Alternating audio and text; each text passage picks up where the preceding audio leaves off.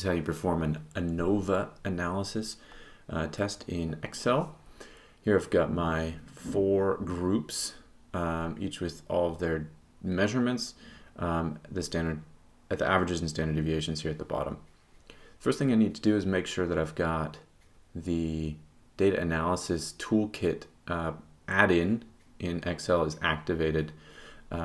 In Windows, you do that by going under the File Options tab. Under Add-ins, you go and select the Analysis Tool Pack.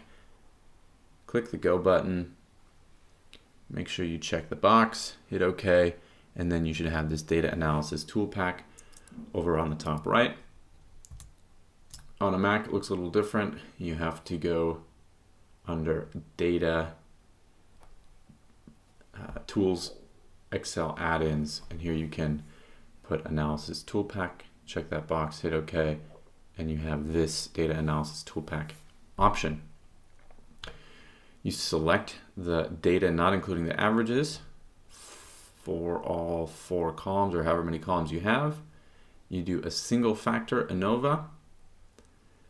Here it's looking for the input range. This needs to be the data. So I've got B2 to E11.